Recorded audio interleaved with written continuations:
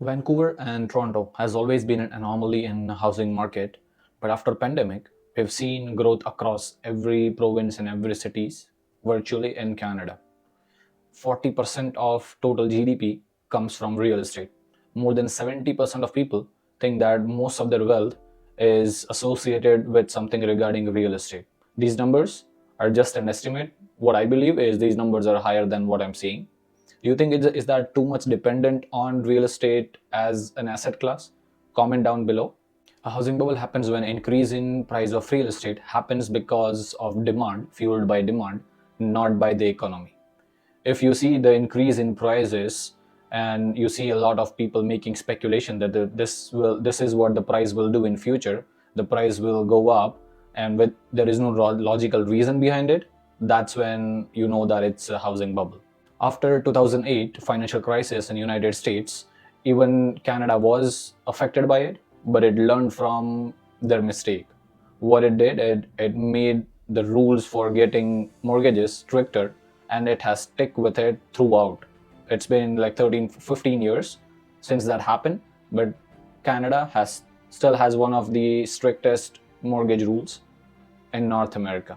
We use the word overvalued when price of something is higher than what its real value, real market value is. To give you an example, if let's say a house is listed for $1 million, but its actual value is only 300,000, then that house is overvalued, and it is mainly fueled by demand and supply. Disclaimer: I'm not here to paint a gloomy picture. I'm just here to tell you what I know. Why this bubble that we are talking about may never burst. There are reasons behind it. First one being the stricter mortgage and financing rules, as I already talked about.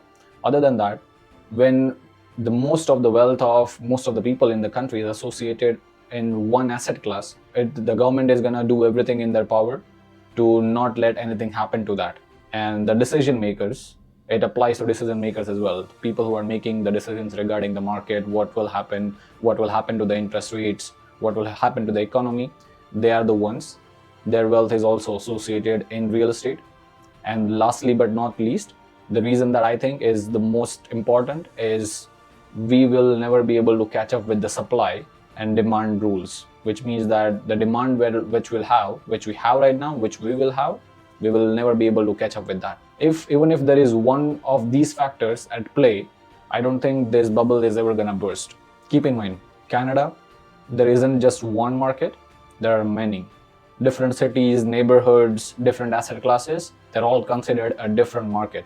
So when you are thinking of making a move or making a decision regarding that, I would say talk to a professional who knows what they're doing. It could be a financial advisor, real estate professional, mortgage professional, could be anyone who knows about the market